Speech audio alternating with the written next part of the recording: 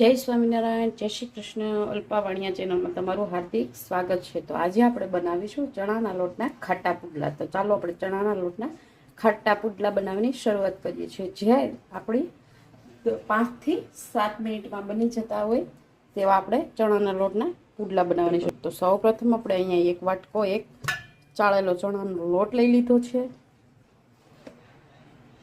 ત્યારબાદ આપણે તેમાં એડ કરીશું લીલા મરચાં, પછી લીલા ધાણા અને આદુનો ટુકડો. તો બધા લીલા મસાલા છે તે આપણે એડ કરી દઈશું. અને જો સાંજની હળવી ભૂખ હોય તેમાં પણ આપણે આ પુડલા બનાવી શકીએ છીએ. ચણાના લોટના પુડલા ખાટા અને ટમેટાની ચટણી એકદમ મસ્ત કોમ્બિનેશન લાગે છે અને ખાવાની પણ મજા આવે છે. ત્યારબાદ નાખીશું આપણે લીલી મેથી. તો ત્યારબાદ આપણે નાખીશું એમાં સ્વાદ મુજબ નિમક. જે મસાલાની ક્વોન્ટિટી હોય તે પ્રમાણે આપણે નાખી શકીએ છીએ. ત્યારબાદ આપણે નાખીશું એમાં હળદર પાવડર અડધી ચમચી. ત્યારબાદ નાખીશું આપણે 2 ચમચી ધાણા જીરું. ત્યારબાદ નાખીશું અડધી ચમચી ગરમ મસાલો, 1 ચમચી લાલ મરચું પાવડર. ત્યારબાદ આપણે લઈ લઈશું સૂકા અજમા, જે હાથથી આપણે મસળી અને તે એડ કરીશું.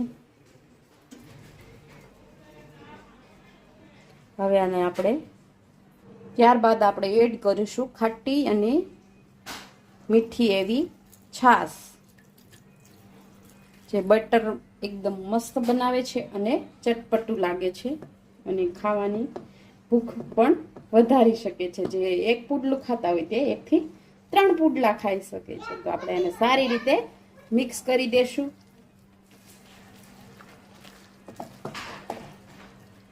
હજી છાશ આપણી ઘટી છે એટલે આપણે થોડી પાછી છાશ એડ કરીશું.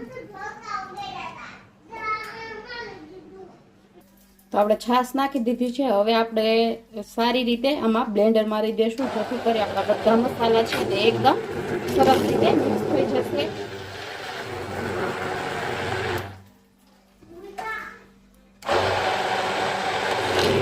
તો તમે જોઈ શકો છો કે આપણે સરસ મજાનું બ્લેન્ડર મારી દીધું છે અને આપણું બેટર છે તે એકદમ મસ્ત બની ગયું છે.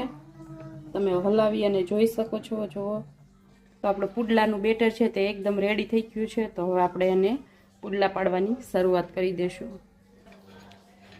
તો જો આપણે ગેસ ઉપર તવો ગરમ થવા માટે મૂકી દીધો છે. તવો ગરમ થઈ ગયો છે. ત્યારબાદ આપણે થોડું એવું તેલ એડ કરીશું.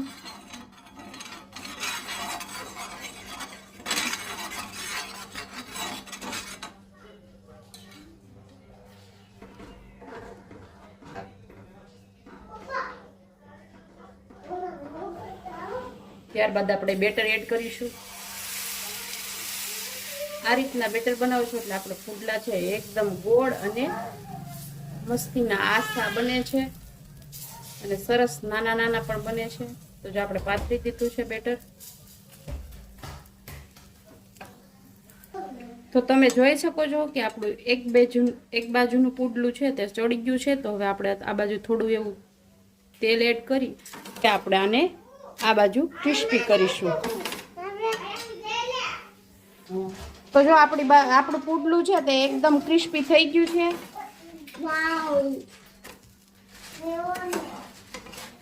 હવે આપણે આ પુડલાને સર્વ કરી લેશું. તો આપણું પુડલું છે તે બંને બાજુ ક્રિસ્પી થઈ ગયું છે. તો હવે આપણે આને ઉતારી લેશું. ડીશ તૈયાર થઈ ગઈ છે. આ ઠંડી છાશ છે, આ ગરમા ગરમ પુડલા છે ખાટા, અને આ છે આપણી ટમેટાની ચટણી નવી રેસીપી સાથે. તો આપણા આગળના બ્લોગમાં મળી જશે તમને ટમેટાની ચટણીની રેસીપી. તો કોમેન્ટ કરી અને કહેજો તમને આ ચટણીની રેસીપી કેવી લાગી અને આ ખાટા પુડલાની રેસીપી કેવી લાગી છે તે જરૂરથી કોમેન્ટ બોક્સમાં કહેજો. અને ફરી મળીશું એક નવી રેસીપી સાથે. ત્યાં સુધી બાય બાય. જય સ્વામિનારાયણ, જય શ્રી કૃષ્ણ.